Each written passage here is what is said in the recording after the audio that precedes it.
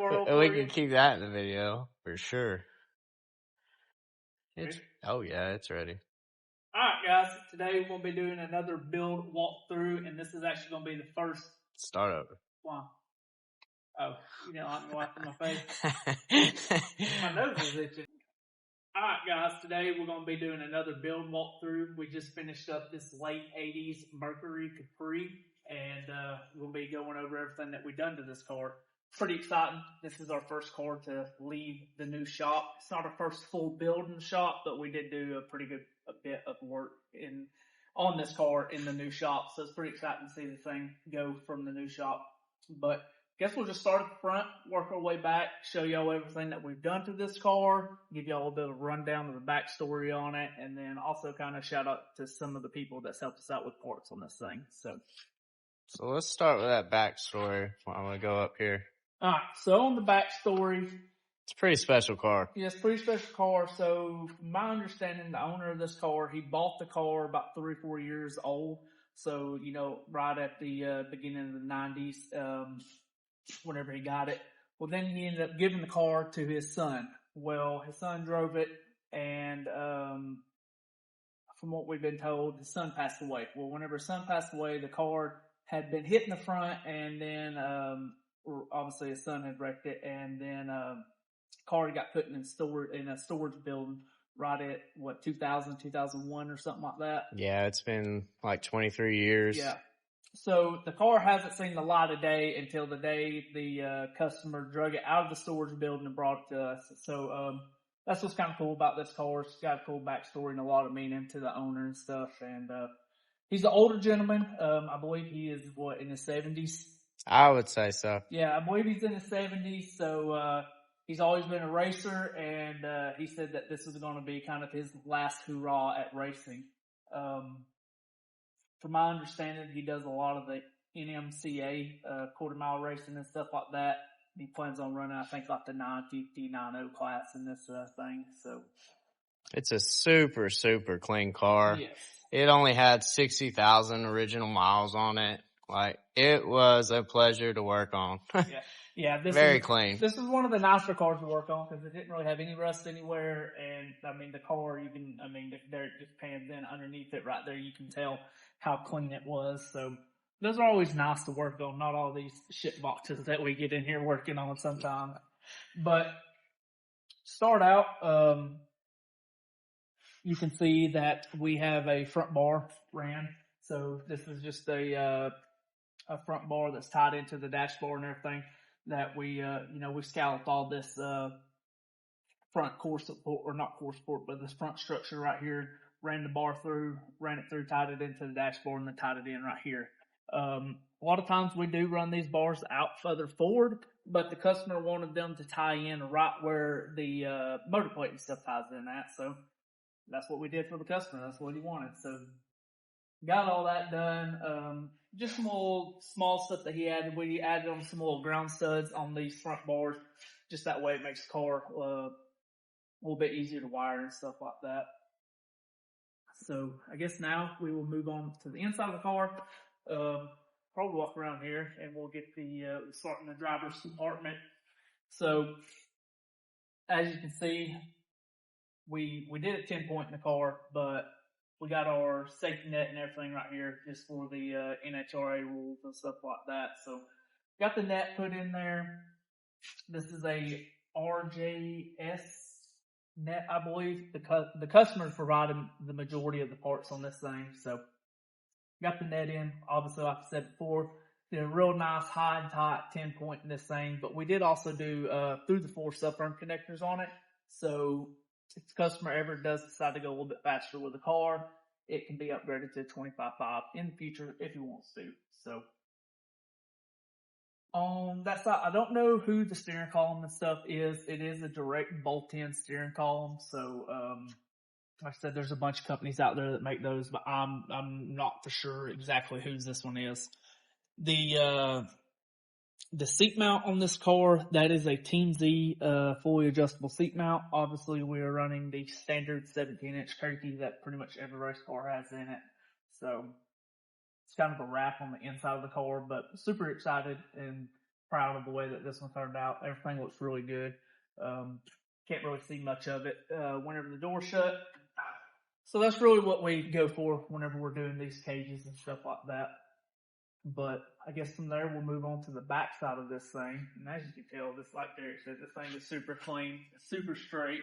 Got this big old neck lid. Alright.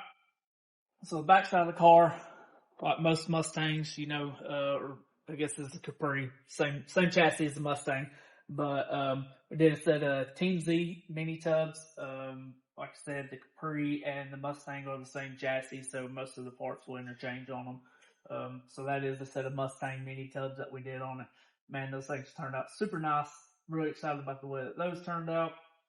Then underneath there, I'll pull this piece of tin out, but we did, we cut all the factory sheet metal and where the spare tire carrier and everything goes.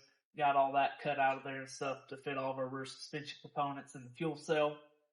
Derek made this super nice panel to go over the top of everything. Pull that. Lift it from the back first. Oh yeah, very good.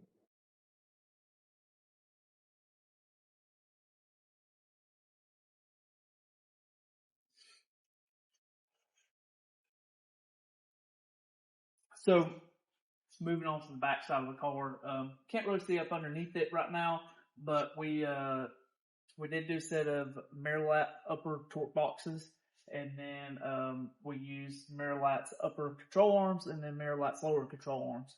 We left the factory lower torque boxes in the car, but we did clean up all the pinch weld seams and stuff like that and welded the torque boxes out, so they're nice and strong now. But from there we mounted a set of Hammer Concept and Designs shock mounts onto the rear end. The customer provided the rear end and everything for the car. He's actually done the rear end himself. So we did a set of Hammer Concept and Design shock mounts. Did a TRZ and a roll bar attached to the shock mounts with the we put the and a roll bar on the crossbar that runs across and attaches to both the shock mounts. Then the customer provided us with a set of 16.5 inch QA1 double adjustable coilovers. So once we got the rear end and everything mocked up in the car, as you can see, we did a shock bar and did our shock bar mounts, and then did a roll bar mounts and everything on there. One thing that we do like to do on our, whenever we do a build kind of like this is, on our shock bar, we actually like to tie our 2 rear down bars into the shock bar. It just helps tie the car together front to back and, really gives that shock bar mount, a lot of support and stuff like that. So from there, this was kind of a few little small add-on things that we did is, we ran another crossbar in the very back of the car, just in case he ever wanted to put a parachute on it. He had somewhere to attach the parachute to. So he's got the rear crossbar. Then we did our 2 upright bars from our rear crossbar to our shock mount and mounted the fuel cell for him. This is fuel cell provided by the customer. So we got it. I don't know what brand fuel cell that is, but that's the one that he provided, and we mounted it for him. So that's pretty much a wrap on this thing. It's been a pretty easy build, to be honest with you. We haven't really had to fight anything on this car, so that's always extremely nice because most of these cars were fighting from start to finish. Really about the only thing that we fought was that front left corner of the car where we had to do the front down bar just from where it had been hit, and we had to straighten some stuff out and get it to the best we could to match the other side with what we was working with. But other than that, it's been a super easy build. The customer's honestly super excited. He like I said, he's an older gentleman, and he hadn't some of the stuff that we've done to the car, he's not ever really seen or done before with his old race cars, you know. So he was pretty excited about the way that we've done some of this stuff, just to make it easier for him to work on, and just the simplicity of the way some of the stuff is mounted. So big thanks to him for letting us kind of have the reins on some of this stuff and letting us do what we or do things the way that we like to do them. So, like I said, super happy with it. Ready to see it go in the morning time, and that'll be it on this thing. We're wrapped up and ready to get out of this hot building and go home. So, guys, make sure that y'all like and subscribe on the YouTube channel. Leave a comment on this video letting us know what other builds you want to see. Going to start trying to put out a little bit more throughout the week of what we do on each of these builds, and then giving y'all a full wrap up on them, kind of like we did this. So just leave a comment of what y'all might like to see, and like I said, just make sure y'all like and subscribe, and we'll see y'all in the next video.